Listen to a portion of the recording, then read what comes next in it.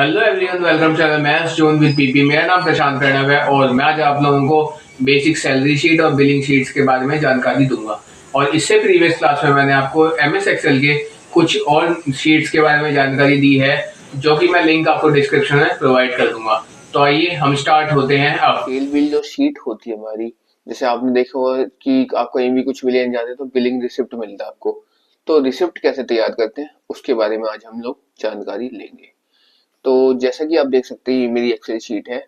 हम क्या करेंगे, यहाँ से होम का ऑप्शन मेरा ऑलवेज खुला रहता है जब भी हम कोई एक्सेल शीट खोलते हैं। ठीक है, बाकी आपको ये बेसिक थिंग है जिसकी जानकारी आपको होगी। तो आइए आज हम बिलिंग शीट के बारे में सीखते हैं। तो इसमें इंसर्ट के ऑप्शन में आते हैं। इंसर्ट में आने के बाद हम आते हैं टेक्स्ट में। टेक्स्ट में आने के बाद आपने देखा होगा कि कुछ उसमें ऊपर हेडर भी होता है और कुछ नीचे फुटर भी होता है। तो वो हेडर एंड फुटर का काम होता है सेल बिल, कोई भी किसी भी टाइप की हम बिलिंग शीट बनाते हैं तो उसके अंदर। ठीक है, तो इस तरह से हमारा कुछ पेज ओपन हो जाता है। अब इसमें क्या है कि यहाँ पे भी आपने देखा होगा कुछ ना कुछ लिखा होता है उसके अंदर, फिर बीच में हमारी रिसिप्ट होती है, फिर यहाँ पे फुटर में भी हमारे पास कुछ ना कुछ लिखा होता है। ठीक है, तो आइए हम आपको इसमें फिलिंग द ब्लैंक्स करके दिखाते हैं, भर के दिखाते हैं इसको कि कैसे हमारा तैयार होता है। तो पहले मैं यहाँ लिखता हूँ, जैसे आपको एक बात का ध्यान रखना है ऑलवेज कि एमएस एक्सेल में जब भी हम वर्क करेंगे तो सारे लेटर जो होंगे कैपिटल में ही लिखेंगे इसके अंदर। ठीक है, तो जैसे हमारा यहाँ पे लिखता हूँ मैं, यहाँ पे क्या आएगा आपको, पहले पहले आएगा आपको यहाँ पे इनवॉइस नंबर। ठीक है, इन वॉइस नंबर। ठीक है, उसके बाद इनवॉइस नंबर के बाद इस तरह से बना देंगे। फिर इसी में हम नीचे की साइड आएंगे इनवॉइस नंबर के अंदर, फिर यहाँ पे लिखेंगे हम क्या, फिर हम यहाँ पे लिखते हैं आपको यहाँ पे पार्टी नेम, किस पार्टी का नेम है, पार्टी नेम। ठीक है, उसके बाद यहाँ पे भी हम इस तरह से आगे स्पेस बना देते हैं। अब उसके बाद मैं आता हूँ इस वाले पे। अब देखिए जैसे इसे क्लियर मेरे को नहीं दिख रहा है, तो इसको क्लियर दिखाने के लिए हम क्या करेंगे, एक साइज को छोटा कर देते हैं। ठीक है, जैसे इसमें कर देता हूँ मैं 10 पे, तो ये अब क्लियर दिखेगा मेरे को। यहाँ पे भी लिखता हूँ 10। ठीक है, तो इस तरह से हम यहाँ पे सेट कर सकते हैं अपने अकॉर्डिंग। अब नेक्स्ट में आता हूँ मैं बीच में, यहाँ क्या लिखूंगा, कंपनी का नेम, जो भी कंपनी है। जैसे है मेरी राम प्राइवेट लिमिटेड, कोई भी कंपनी एक्स वाई जेड हम कुछ भी लिख सकते हैं। ठीक है, तो राम प्राइवेट प्राइवेट और लिमिटेड, एल टी डी। ठीक, ये कहाँ की कंपनी है, जैसे कंपनी है न्यू दिल्ली की। ठीक है, तो new Delhi, Delhi D L H I, Delhi. अब इसका पिन कोड भी डाल देते हैं, जैसे हम 110091, ऐसे कुछ भी हमने पिन कोड यहाँ पे डाल दिया। ठीक, अब देखिए, अब नेक्स्ट है हमारा कि मैंने यहाँ पे इनवॉइस नेम नंबर भी ले लिया, पार्टी नेम भी ले लिया, कंपनी का नेम उसका एड्रेस भी ले लिया। अब मैं यहाँ पे आता हूँ, तो यहाँ पे मैं क्या करूँगा, यहाँ पे डेट का ऑप्शन रखता हूँ। ठीक है, किस तरह से बनता है वो मैं आपको दिखा देता हूँ। तो यहाँ पे मैं रखता हूँ डेट। ठीक है, अब देखिए डेट कुछ इस तरह से आ जाएगा यहाँ पे। उसके बाद नेक्स्ट में इसके नीचे हम आते हैं, तो यहाँ पे आपको मिल जाएगा डेट के बाद रेफरेंस नंबर, कि किसने रेफर किया, रेफरेंस नंबर क्या आपका, ये भी होता है उसके अंदर। हाँ, तो रेफरेंस नंबर। ठीक है, उसके बाद यहाँ पे स्पेस देके ये आपको मिल जाएगा। ठीक, तो कुछ इस तरह से यहाँ पे हो जाता है। अब देखिए जैसा कि मैं यहाँ पे बना रहा हूँ वो भी चीज मेरे को सेम यहाँ पे मिल जाएगी, जैसे invoice number, Ram private limited और यहाँ पे रेफरेंस नंबर। ठीक है, तो वो आपको यहाँ पे भी देखने को मिलेगा। ठीक है, अब क्या होगा कि जितने यहाँ पे आपको मल्टीपल ऑफ शीट्स मिलेगी, अभी देखिए मैं आपको दिखाता हूँ सही छोटा करके। यहाँ देखिए, यहाँ पे भी इसमें भी वही मिलेगा, इनवॉइस नंबर पार्टी नेम जो मैंने यहाँ पे लिखा था। फिर ठीक है, फिर यहाँ पे मैंने दिखाया, यहाँ पे आपको दिखाता हूँ Ram private limited new Delhi 91, ये भी यहाँ पे लिखा हुआ है। फिर मैंने यहाँ पे लिखा हुआ था डेट एंड रेफरेंस नंबर, ये मैंने यहाँ पे भी लिखा हुआ है। तो यहाँ पे मल्टीपल ऑफ शीट्स मिलेगी, लेकिन फर्क क्या होगा कि आपने देखा होगा कि होता है ना कि जैसे कि एक श्याम नाम का व्यक्ति है तो उसको मुझे शीट अलग देनी है, और एक मनोज नाम का एक पर्सन है उसको मुझे शीट अलग देनी है। तो ऊपर का तो सेम रहेगा सबका, अंदर का ही तो काम चेंज होता है। ये जो बीच में जो यहाँ पे बिलिंग सिस्टम है यही तो चेंज होगा कि राम के लिए अलग से करेंगे और मनोज के लिए हम अलग से करेंगे, तो वही चीज है। तो उसके बारे में आइए हम जानकारी लेते हैं। तो यहाँ पे हेडर बन गया। अब मैं आपको फूटर बनाना सिखाता हूँ कि फूटर मेरा किस तरह से तैयार होता है। पहले हेडर फूटर कर लेते हैं, उसके बाद हम नेक्स्ट में उसके बीच वाली काम करेंगे। ठीक है, तो यहाँ पे हम लिखते हैं सिग्नेचर ऑफ रिसीवर। ठीक है, तो यहाँ लिखते हैं सिग्नेचर, SIGN तक लिखते हैं, signature of receiver, REC dot, बहुत है इतना ही। उसके बाद यहाँ से स्पेस दे लेते हैं। अब नेक्स्ट पे आते हैं, तो यहाँ पे लिखते हैं हम बीच में क्या लिखेंगे कि कुछ अच्छा सा लाइन लिखते हैं जैसे कि सामने वाला थोड़ा अट्रैक्ट हो जाए। थैंक्स एंड विजिट अगेन लिख लीजिए, या थैंक्स फॉर चूजर्स लिख दीजिए, ऐसे आप कुछ भी लिख सकते हैं। तो यहाँ पे मैं लिखता हूँ thanks, thanks and visit again. ठीक है, तो अब यहाँ पे ये भी डाल सकते हैं। अब नेक्स्ट में आता हूं मैं यहाँ पे, तो जो जिस ऑथोरिटी ने हमें ये बिल दी है उसके भी तो साइन चाहिए, तो सिग्नेचर में ऑफ ऑथोरिटी मैं कर देता हूँ। तो यहाँ लिख देता हूँ सिग्नेचर SGNATURE,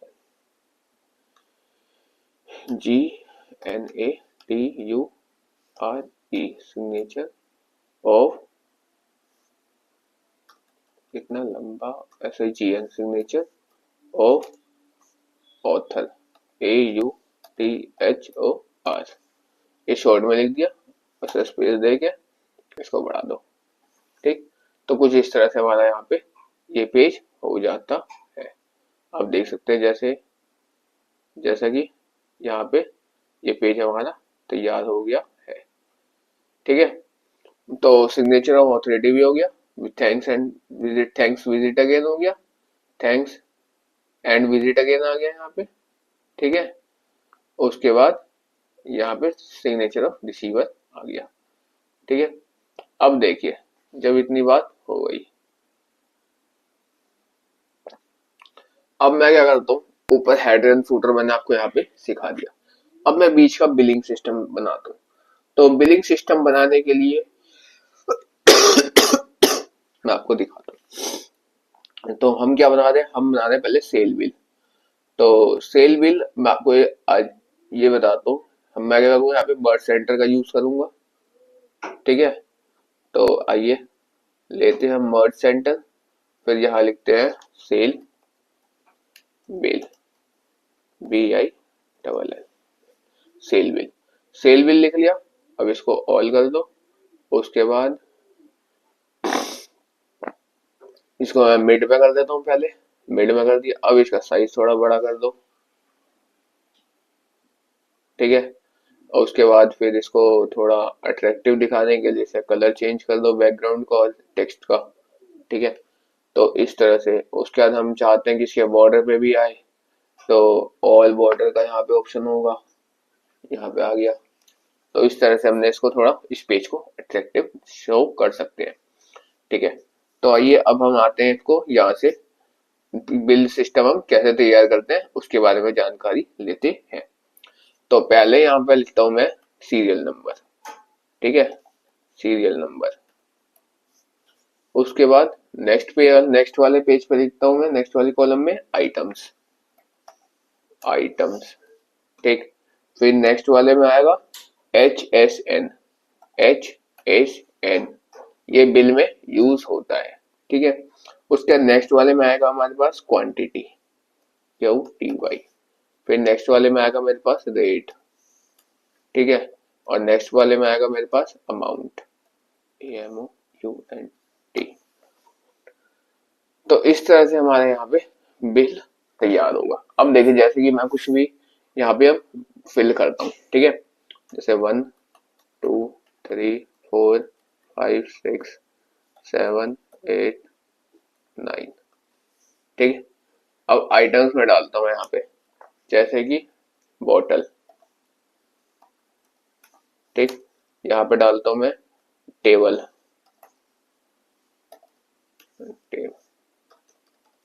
एक मिनट, बॉटल, उसके बाद टेबल, फिर मैं डालता हूँ यहाँ पे लैपटॉप, फिर मैं यहाँ पे डालता हूँ कीबोर्ड, ठीक है।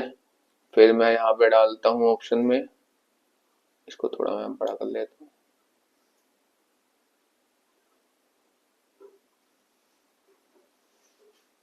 कीबोर्ड के बाद यहाँ पे आ जाएगा आपके पास माउस, ठीक है, माउस, फिर यहाँ पे आ जाएगा आपके पास माउस के बाद यहाँ पे डाल देते हैं हम जैसे कि CPU, ठीक है, CPU, ठीक। एक काम करते हैं, टेबल बॉटल को भी हटाते हैं, यहाँ से रिमूव करते हैं, ये भी इलेक्ट्रॉनिक्स आइटम डालते हैं यहाँ पे।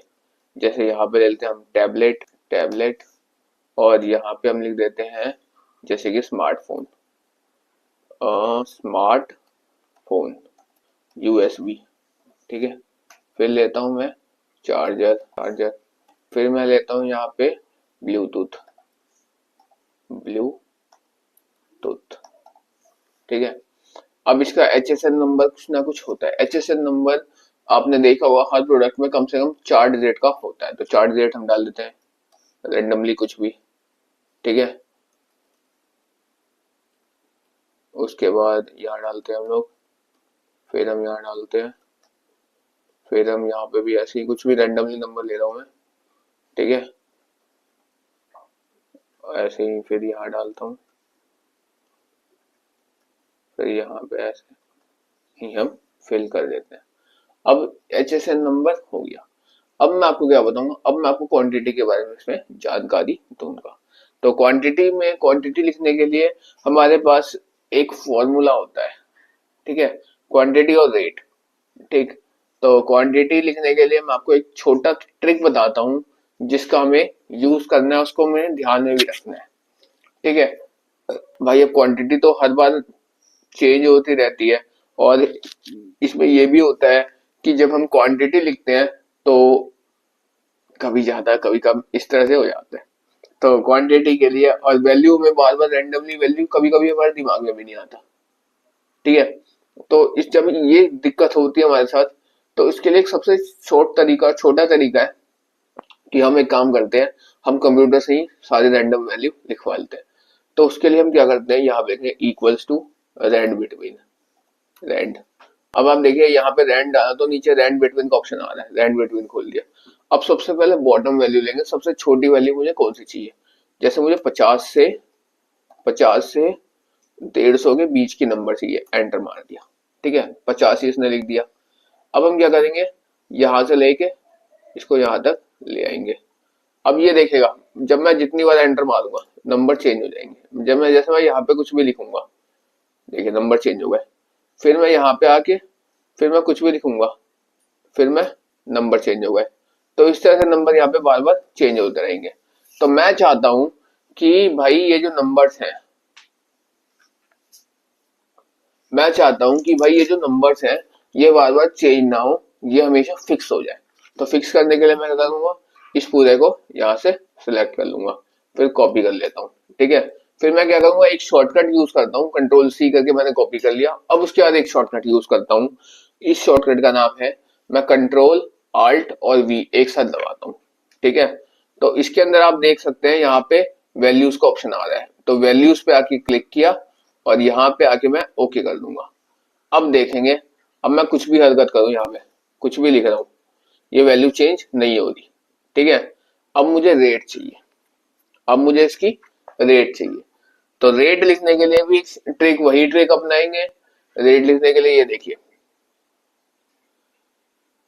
जैसे मैं यहाँ पे लिखता हूँ इज इक्वल्स टू रैंड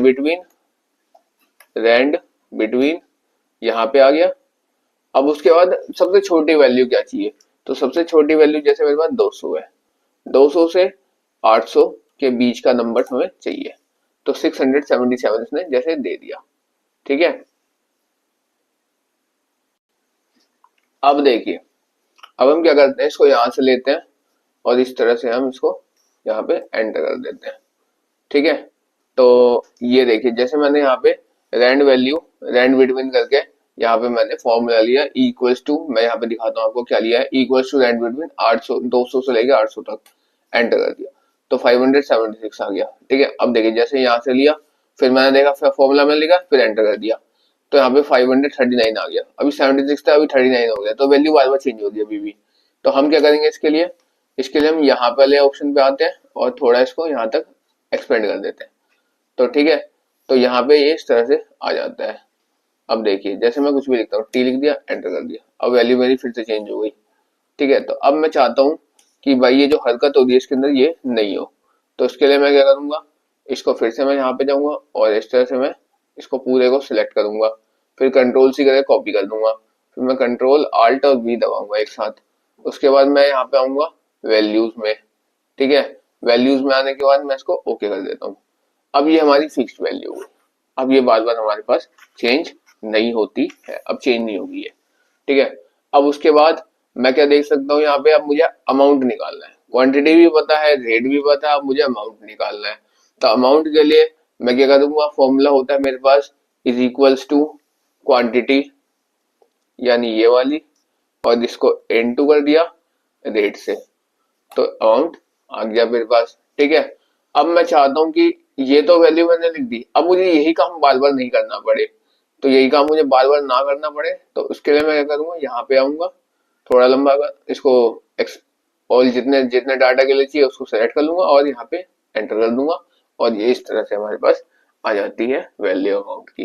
ठीक है, अब देखिए, अब जैसे कि अब मैं इस टेबल को थोड़ा अट्रैक्टिव दिखाना चाहता हूँ, तो अट्रैक्टिव दिखाने के लिए मैं क्या करूंगा, इसको सिलेक्ट करा, ऊपर वाले सारे उसको सिलेक्ट करके सारे बॉर्डर कर उसको मैं बोल्ड कर लेता हूँ। अब देखिए, अब जैसे नीचे का है, ठीक है, तो मैं चाहता हूँ कि ये जितने भी है इस सबको मैं एक उसमें लेना चाहता हूँ कि ऑल बॉर्डर को चूज कर लिया। ठीक, तो ये सब में टेबल्स के फॉर्म में ये आ गए। ठीक, अब देखिए, अब मैं क्या चाहता हूँ यहाँ पे, अब मैं यहाँ पे चाहता हूँ टोटल निकालना। अब देखिए, मैं आपको यहाँ दिखाता हूँ, अब मैं यहाँ पे क्या चाहता हूँ, अब मैं चाहता हूँ यहाँ पे टोटलिंग करना। ठीक है, टोटल, तो टोटल तो मैं यही करूंगा भाई, सिंपल सी बात है। ठीक है, तो इज इक्वल्स टू सम, यहाँ लिखता हूँ मैं सम, अब उसका किसका सम चाहिए, कौन कौन से नंबर चाहिए मेरे को, तो यहाँ पे इसको जैसे मैंने सिलेक्ट करा, यहाँ पे सिलेक्ट करा, और उसके बाद फिर मैंने स्विफ्ट दबा के ये नीचे तक पूरा सिलेक्ट कर लिया और यहाँ पे एंटर कर दिया, तो इनका सम आ गया, यानी टोटल आ गया।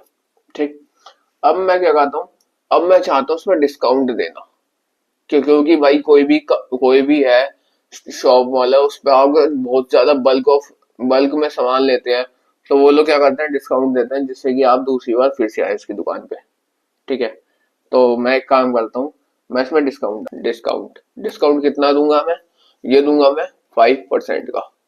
ठीक है, तो 5% का मैं डिस्काउंट दे रहा हूँ, तो मैं क्या करूंगा, टोटल में से 5% करूंगा ना, तो मैं करता हूँ यहाँ पे, जैसे मेरा जो भी टोटल है, तो इज इक्वल्स टू, जैसे ये टोटल है, इसको इनटू कर दूंगा मैं किससे, 5 और परसेंट से, तो एंटर मार दिया, तो डिस्काउंट मेरा इतने का हो गया, 23,615 रुपए का डिस्काउंट मिल गया।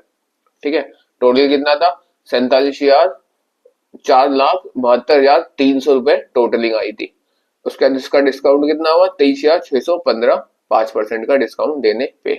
ठीक है, अब देखिए, अब नेक्स्ट आता हूं मैं एवरेज निकालता हूँ। ठीक है, तो एवरेज निकालने के लिए मैं क्या करूंगा, इसका एवरेज निकाल देता हूँ, एवरेज। तो एवरेज निकालने के लिए मैं यहाँ पे करता हूँ कि जो ये मेरा टोटल है इज इक्वल्स टू, ये जो मेरा टोटल है इसमें मैं माइनस कर दूंगा डिस्काउंट को, ठीक है।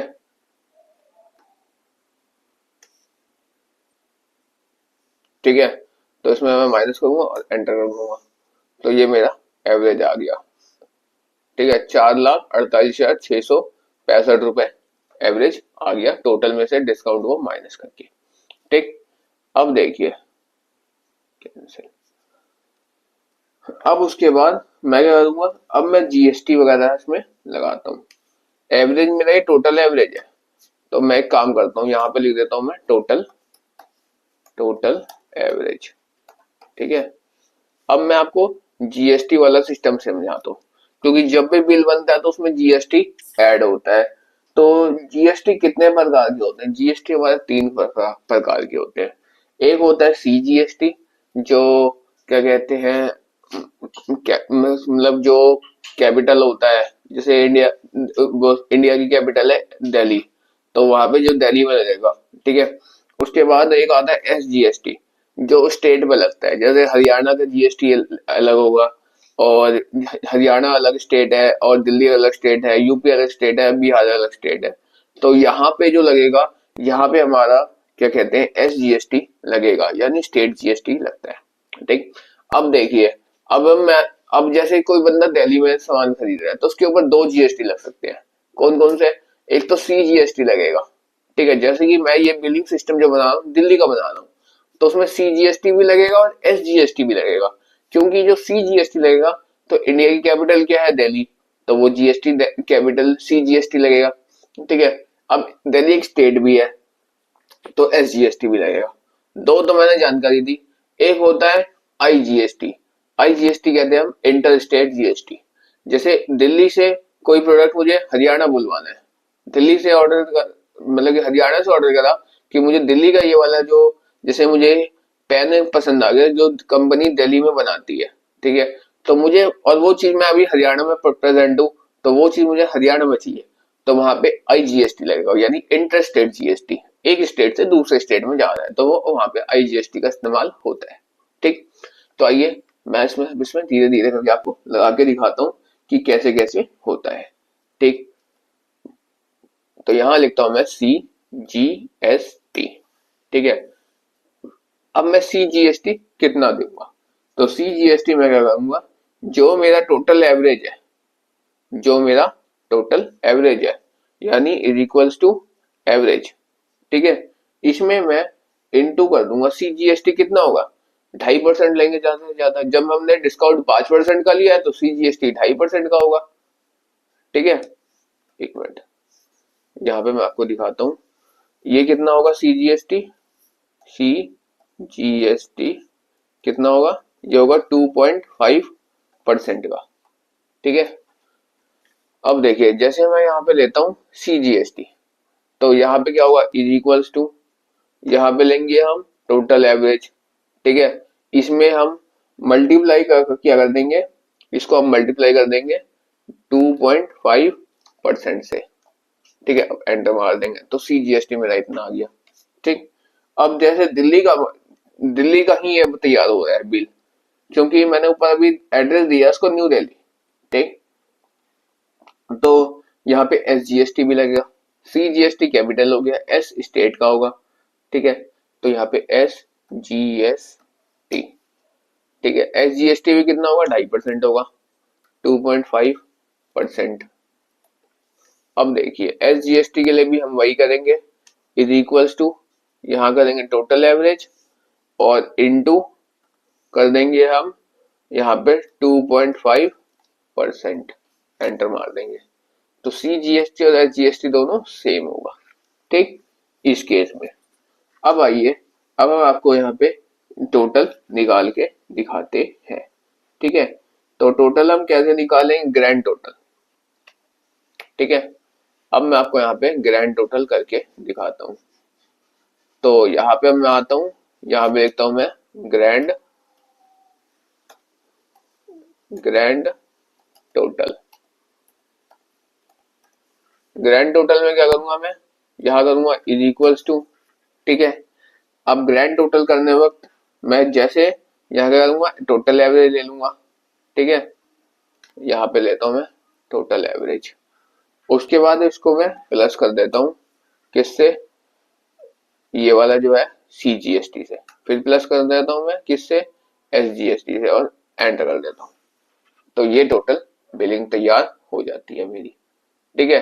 तो ग्रैंड टोटल आ गया, ग्रैंड यहाँ पे डी आएगा, ग्रैंड टोटल, ठीक है, जी टोटल आ गया। इस तरह से हमारा यहाँ पे बिल जो भी तैयार होता है वो इस तरह से हो जाता है। अब एक और चीज है इसके अंदर, वो क्या, सिग्नेचर की बात। अगर आप चाहे तो मैनुअल सिग्नेचर भी इसके अंदर ऐड कर सकते हैं। अगर आप चाहे कि ऐसा पूरा बिलिंग सिस्टम, मुझे बिलिंग वाला सिग्नेचर चाहिए, जैसे बिल में होता है कि उसमें क्या होता है कि लिखा लिखा हुआ आता है, ठीक है। तो एक काम करते हैं, अब मैं आपको सिग्नेचर दिखाता हूँ कि सिग्नेचर का ऑप्शन आता कहाँ से है। सिग्नेचर का ऑप्शन यहाँ से आएंगे हम, ठीक है। सिग्नेचर लिंक का ऑप्शन आ रहा है यहाँ पे, ठीक है। यहाँ देखिए, यहाँ लिखा है ऐड अ सिग्नेचर लाइन, सिग्नेचर लाइन को ऐड करना है। तो एक काम करते हैं, वो सिग्नेचर मुझे कहाँ चाहिए, जैसे मैं चाहता हूँ कि जैसे मेरा बिल है, ठीक है, ये मेरा कुछ बिल है, तो इसके अंदर मैं चाहता हूँ कि मुझे यहाँ पे, यानी इतना बड़ा सिग्नेचर चाहिए मेरे को इस बिल पे, पूरा इतना बड़ा मुझे सिग्नेचर यहाँ पे चाहिए, ठीक। थोड़ा और बड़ा ले लेते हैं, इसका स्पेस थोड़ा बड़ा ले लेते हैं, और 44, मुझे यहाँ पे चाहिए सिग्नेचर पूरा अच्छा से बड़ा, अच्छा खासा बड़ा बड़ा, क्योंकि ये बिल मेरी कंप्लीट हो गई। अब मैं इसको सिग्नेचर बहुत अच्छे खासे से करना चाहता हूँ, ठीक है। तो इस जगह पे मैं सिग्नेचर लगाऊंगा। तो यहाँ पे पहले मैं मर्ज सेंटर का यूज करूंगा सबसे पहले, क्योंकि मुझे पूरे सेंटर को यहाँ पे मर्ज करना है। तो यहाँ पे आए और मर्ज सेंटर अप्लाई कर दिया, ठीक। इतना काम हो गया मेरा। अब मैं क्या करूंगा भाई, अब मैं सिंपल सी बात है, इसमें मैं सिग्नेचर ऐड करके आपको दिखाता हूँ।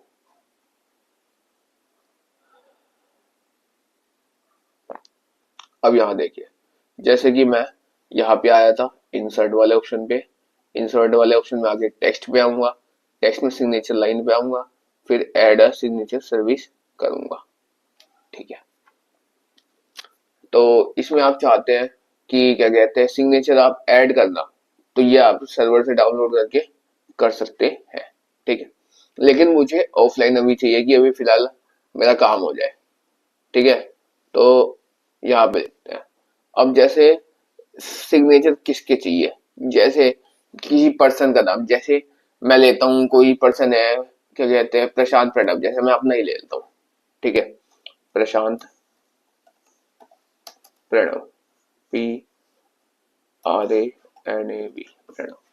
अब देखिए एग्जाम्पल, अब उसकी पोस्ट क्या है, जिस बंदे की साइन आपको चाहिए उसका पोस्ट क्या है, जैसे वो है मैनेजर, ठीक है, मैनेजर, एग्जाम्पल दे रहा हूँ मैं एक, ठीक है।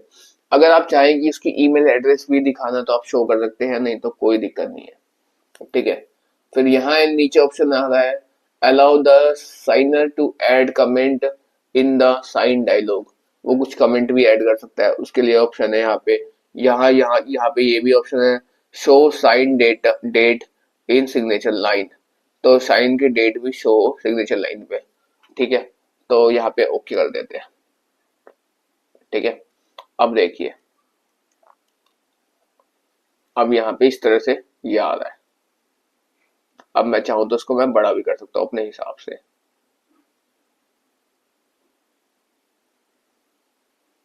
इस तरह से आएगा कि प्रशांत प्रणब मैनेजर, इस तरह से यहाँ पे मेरा सेल बिल तैयार हो जाता है।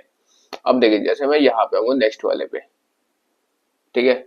तो जैसे मैं इस वाले पे आ रहा हूँ, तो इसमें मुझे बीच का सिस्टम चेंज करना पड़ेगा, और बाकी मुझे वैसे ही तैयार करके देना होगा। ऊपर का मेरे पास लिखा ही हुआ है, नीचे का भी मेरे पास लिखा हुआ है, थैंक्स विजिट अगेन, ठीक है।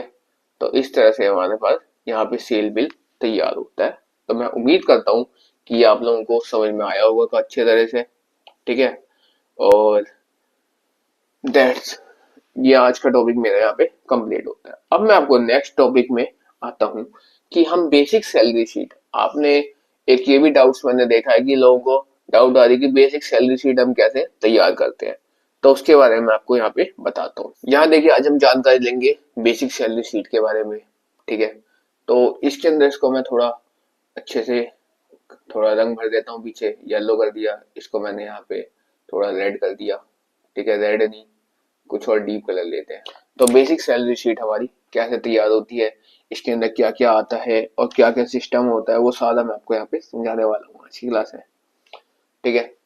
तो यहाँ पे हम जान कर लेते हैं, जैसे सीरियल नंबर है तो एस नंबर, सीरियल नंबर, ठीक है। उसका सेकंड में आऊंगा, फिर मैं इसके बाद यहाँ पे आएगा मेरे पास आईडी नंबर, ठीक। फिर नेक्स्ट में आएगा मेरे पास यहाँ पे पोस्ट, पोस्ट, ठीक। फिर नेक्स्ट में आएगा मेरे पास यहाँ पे नेम, नेम। फिर नेक्स्ट में आएगा मेरे पास यहाँ पे बेसिक सैलरी, बेसिक सैलरी को मैं बी डॉट सैलरी लिखता हूँ,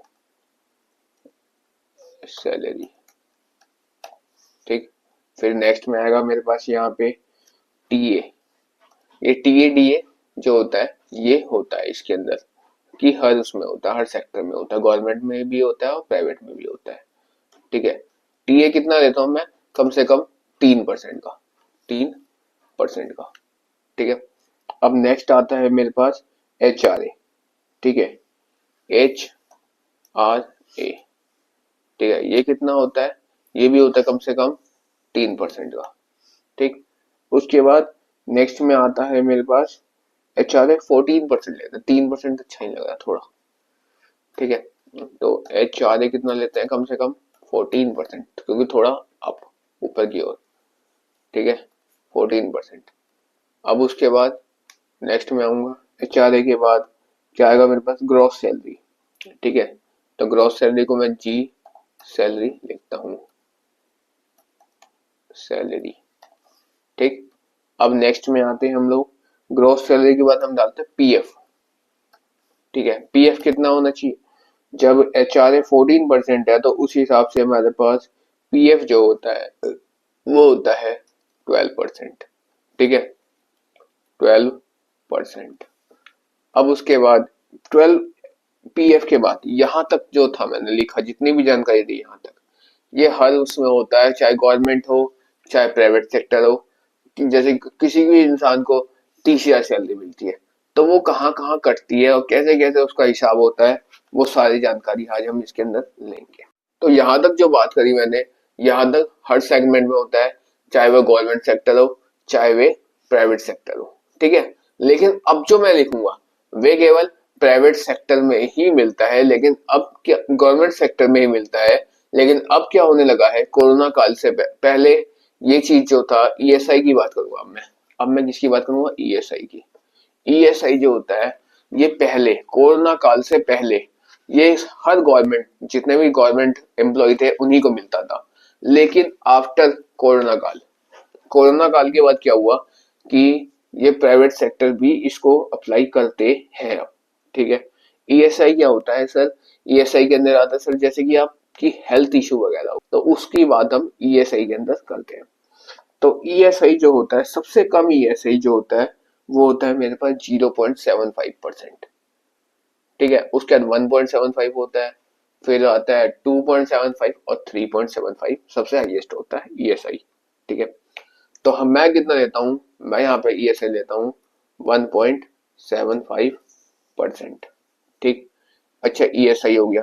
अब ईएसआई के बाद क्या करेंगे सर, यहाँ पे अब हम निकालते हैं net salary, net salary, salary, ठीक। इसको हम थोड़ा यहाँ से एक्सपेंड कर लेते हैं, हाँ हो गया। अब देखिए, जब इतनी बात मैंने यहाँ पे लिख दी तो सीरियल नंबर डाल देते हैं, जैसे 1 2 3 4 5 6, ठीक है। अब देखिए आईडी नंबर जैसे देते हैं, मैं 101 102 103 104 105 और 106, ठीक। अब मैं जैसे पोस्ट डाल देता हूँ, पोस्ट क्या डालता हूँ, जैसे मैं एचआर डाल दिया, ठीक है, मैनेजर डाल दिया, फिर मैं क्या डाल देता हूँ, मैं यहाँ पे डाल देता हूँ जैसे IT, ठीक है। फिर उसके बाद मैं यहाँ पे डाल देता हूँ जैसे सेल्समैन, ठीक है, सेल्समैन। फिर मैं यहाँ डाल देता हूँ अकाउंटेंट, ठीक है। तो इस तरह से मैं यहाँ पे पोस्ट डाल देता हूँ। फिर मैं यहाँ डाल देता हूँ जैसे रिसेप्शन, ठीक है, REC। अब मैं यहाँ पे नेम लिख देता हूँ मैं जैसे यहाँ लिखता हूँ मैं राधा, ठीक है। मैं यहाँ लिखता हूँ मोहन, फिर मैं यहाँ लिखता हूँ राम, ठीक है। फिर मैं यहाँ लिखता हूँ मनोज, कुछ भी रैंडमली नेम मैं ले रहा हूँ। फिर मैं लिखता हूँ यहाँ पे सन्नी, ठीक है। फिर मैं यहाँ पे लिख देता हूँ रिया, ठीक है। कुछ भी मैं यहाँ पे रैंडमली नेम ले रहा हूँ। अब बेसिक सैलरी, अब बेसिक सैलरी क्या होगा सर, बेसिक सैलरी मैं धीरे धीरे उठाता हूँ। जैसे फर्स्ट बंदा है उसकी मैं देता हूँ यहाँ पे 30,000, ठीक है, 30,000, ठीक। अब नेक्स्ट में आता हूँ, इसको मैं कर देता हूँ 40,000। फिर नेक्स्ट में आता हूँ, इसको मैं करता हूँ 50,000, ठीक है। 3 2 5, एक जीरो ज्यादा हो गया। फिर मैं इसको करता हूँ 60,000। फिर इसको मैं कर देता हूँ 70। फिर यहाँ कर देता हूँ मैं 1000। फिर यहाँ पे कर देता हूँ मैं यहाँ पे 80, और यहाँ पे कर देता हूँ मैं 1000। ऐसे रैंडमली मैंने कुछ भी वैल्यू यहाँ पे ले ली, ठीक। जब बेसिक सैलरी हो गई, ठीक है। अब देखिए जैसे जब बेसिक सैलरी हो गई, मैं जानता हूँ पोस्ट के हिसाब से सैलरी ठीक नहीं है, ये बात मैं जान रहा हूँ, लेकिन मैंने यहाँ पे कुछ भी रैंडमली लिया है। अब अपने हिसाब से यहाँ पे भर सकते हैं, कोई दिक्कत नहीं है, ठीक है। अब टीए कितना होना चाहिए, टीए कितना है मेरे पास 3%।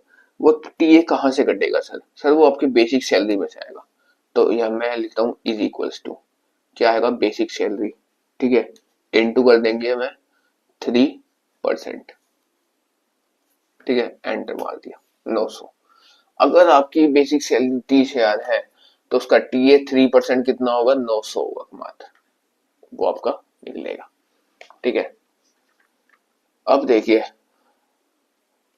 अब इसके बाद मैं क्या करूंगा, अब मैं चाहता हूं कि इसके हिसाब से मैं यहाँ पे वैल्यू लिखना, तो मैं इस तरह से एक्सपेंड कर दूंगा और इसके हिसाब से सबकी वैल्यू आ गई, ठीक। अब HRA चाहता हूँ, HRA कहाँ से आएगा आपका, HRA जो आएगा सर वो भी आपकी बेसिक सैलरी में से आएगी, यानी ये आ जाएगी is equals to basic salary into यहाँ पे HRA यानी 14, और यहाँ पे परसेंट, एंटर मार दिया। तो अगर 30,000 है सैलरी तो उसका HRA 4200 होगा, 4200, ठीक। अब मैं चाहता हूँ इसको और लिखवाना, तो ये लिख दिया, ठीक है। अब ग्रॉस सैलरी कैसे निकालूंगा, अब मेन बात आता है ग्रॉस सैलरी का। तो ग्रॉस सैलरी कैसे बनता है सर, बेसिक सैलरी टीए और HRA को प्लस कर देते हैं। तो आइए कर देते हैं प्लस, बेसिक सैलरी प्लस यहाँ पे करते हैं हम टीए प्लस HRA, एंटर मार दिया, तो ये मेरी ग्रॉस सैलरी आ गई, ठीक। अब मैं इसको इसी तरह पूरे उसमें लिख देता हूँ, ठीक। अब मैं पीएफ की बात करता हूँ। जब मेरे पास ग्रॉस सैलरी आ गई, अब पीएफ कहाँ से कटेगा, अब आप कंफ्यूजन होती है ज्यादा से ज्यादा कि सर पीएफ कहाँ से ले, बेसिक सैलरी में से काटे या ग्रॉस सैलरी में से काटे। नहीं सर, अब बेसिक सैलरी की बात काम ही नहीं तकता, बेसिक सैलरी टी और HRA। अब जब मेरे पास ग्रॉस सैलरी का डाटा आ गया तो मैं क्या करूंगा, ग्रॉस सैलरी भी दूंगा, ठीक है। ये देखिए आप देख सकते हैं यहाँ पे किसी बंदे की इनकम यहाँ पे 30,000 थी, इसको टीए मिला 900 का, HRA ऐड हुआ उसकी बेसिक सैलरी में ऐड हुआ, तो ग्रॉस सैलरी कितना हो गया 35,100, ठीक है। जैसे यहाँ पे किसी बंदे की बेसिक सैलरी 40,000 थी, ठीक है, तो ये ऐड होते होते कहाँ पहुंच गया 46,800। जैसे यहाँ पे किसी बंदे की 80,000 बेसिक सैलरी है, तो इस हिसाब से अगर हम देखें तो ये कहाँ पहुंच गया 93,600, यानी 93,600 में पहुंच गया ये, ठीक। तो ये तो सिस्टम होता है एड ऑन का, कि ये सारा एड ऑन होता है उसके किसमें, बेसिक सैलरी में। अब पीएफ कहाँ से आता है, पीएफ आता है सर। अब जो बात होगी, अब ये कटने पिटने की बात होगी, ठीक है। तो अब हम देखते हैं ये कहाँ से आता है। सर पीएफ जो होगा आपके ग्रॉस सैलरी में से माइनस होगा, जैसे मैं आपको दिखाता हूँ। ये देखिए पीएफ कहाँ से निकलेगा, तो ये यहाँ पे अगर equals to gross salary into यहाँ पे लिखना 12 और यहाँ पे कर देते हैं परसेंट, एंटर, ठीक है। अब उसके बाद इसी तरह मैं चाहता हूँ कि पूरा डेटा मैं यहाँ पे फिल करना, तो मैं यहाँ पे इस तरह से मैं यहाँ पे इसको लेके पूरा डेटा फिल कर सकता हूँ, ठीक है। अब ईएसआई की बात आएगी। अब सर ईएसआई कहाँ से जाएगा, ईएसआई जाएगी मेरी बेसिक सैलरी में से, जो भी बेसिक सैलरी है उसमें से जाएगी ईएसआई, ठीक है सर। तो आइए इसकी भी जानकारी लेते हैं। तो इक्वल्स टू करेंगे हम बेसिक सैलरी 30,000, इसमें से इंटू कर देंगे 1.75 और यहाँ पे लगाते हैं परसेंट और एंटर मार देते हैं। तो 525 रुपए आपका हर महीने मतलब कि हेल्थ इशू के उसमें से निकलता रहेगा, क्योंकि गवर्नमेंट भी अगर आपको दे रही है तो कहाँ से दे रही है, वो आपकी सैलरी में से ही काट के देगी ईएसआई, ठीक है। तो इस तरह से हमारा यहाँ पे हो जाता है। अब देखिए इस तरह से ये पूरा फिल हो गया। अब मैं आता हूँ आपको नेट सैलरी के अंदर लेके चलता हूँ कि सर नेट सैलरी कहाँ से बनती है हमारी। अब आप कहोगे सर कि सारी बात तो बता दी लेकिन नेट सैलरी नहीं बताई, नेट सैलरी बनेगी कहाँ से। तो नेट सैलरी के अंदर बात करें तो यह इसका फॉर्मूला होता है is equals to gross salary, gross salary जो भी है, जैसे ये है मेरी ग्रॉस सैलरी, इसमें से हम माइनस कर देंगे, माइनस किसको करेंगे हम सर, माइनस कर देंगे हम पीएफ को, पीएफ जो मेरा ये 12% कटा है, और इसमें से हम माइनस कर देंगे सर ईएसआई को और एंटर मार देंगे। तो ये बन गया मेरा नेट सैलरी जो अब मुझे मिलेगी। पहले क्या था कि ये सब एड ऑन हुआ, ये सब माइनस हुआ। अब मुझे जो कंपनी देगी, बेसिक सैलरी 30,000 रुपये लगाता मैं, अब मुझे कंपनी कितना दे रही है 30,363 रुपए। अब मुझे कंपनी हैंड ओवर करेगी, सब कुछ काट पीट के एड ऑन सब कुछ करके, ठीक है। अब देखिए अब जब मैं चाहता हूं कि इसको मैं पूरा फिल करना, तो इसको मैं इस तरह से यहाँ पे फिल आउट कर सकता हूँ, ठीक है। तो इस तरह से हमारे यहाँ पे बेसिक सैलरी शीट तैयार होती है। अब मैं जैसे चाहता हूँ इस पूरे को बॉर्डर में डालना, तो बॉर्डर में डालना तो इजी है।